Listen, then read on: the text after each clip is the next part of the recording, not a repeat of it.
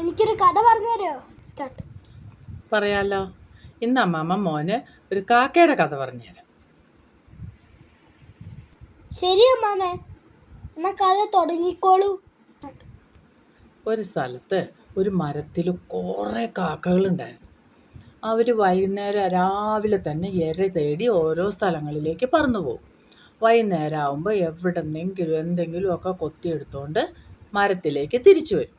അതിലൊരു കാക്ക മാത്രം മറ്റുള്ളവരുടെ കൂട്ടത്തിൽ കൂടൂല. അവളുടെ വിചാരം ഉണ്ടല്ലോ, അവൾ ഭയങ്കര സുന്ദരിയാണ്, ഞാൻ എല്ലാവരെക്കാട്ടിലും കേമിയാണെന്നാണ് വിചാരം. അത് കാരണം മറ്റുള്ളവരുടെ കൂടെ കൂടാതെ മാറി പറക്കും. ഒരു ദിവസം അവൾക്ക് ഒരു നെയ്യപ്പം കിട്ടി. അത് ഒരു വീട്ടുമുറ്റത്തുനിന്നാണ് കിട്ടിയത്. അതും ഒരു കുട്ടി കഴിച്ചുകൊണ്ടിരുന്ന നെയ്യപ്പം തട്ടിയെടുത്തുകൊണ്ട് വന്നതാ. എന്നിട്ട് എന്ത് ചെയ്തു?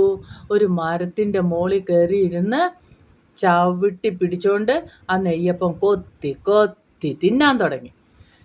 ഇത് കണ്ടുകൊണ്ട് ഒരു കുറുക്കൻ അവിടെ വന്നു. കുറുക്കന് നെയ്യപ്പം കണ്ടപ്പോൾ ഭയങ്കര കൊതിയായി.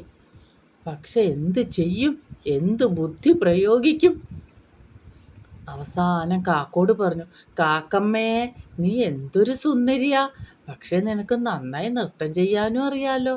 ഒരു നൃത്തം കാണാൻ ഭയങ്കര കൊതിയുണ്ട്, നീ ഒരു ഡാൻസ് കളിക്കുമോ? അപ്പം കാക്കമ്മ എന്ത് ചെയ്തു? അവള് ആ നെയ്യപ്പം എടുത്ത് ചുണ്ടിൽ കൊത്തി പിടിച്ചോണ്ട് ഡാൻസ് കളിച്ചു.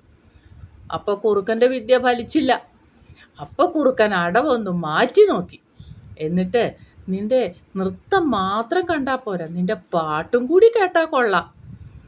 കാക്കമ്മ എന്ത് ചെയ്തു? അത് കേട്ടപ്പോൾ ഇവക്ക് ഭയങ്കര സന്തോഷമായി. ഓ, എൻ്റെ പാട്ടും ഡാൻസും ഒക്കെ എല്ലാവർക്കും ഇഷ്ടമാണ്, ഞാൻ പാടാം എന്നും പറഞ്ഞുകൊണ്ട് കാ എന്ന് പറയാൻ വേണ്ടിയിട്ട് വായി തുറന്നത് നെയ്യപ്പം താഴെ പോയി. ബുദ്ധിയുള്ള കുറുക്കൻ ആ നെയ്യപ്പം എടുത്തുകൊണ്ട് ഒരൊറ്റ ഓട്ടം ഓടി.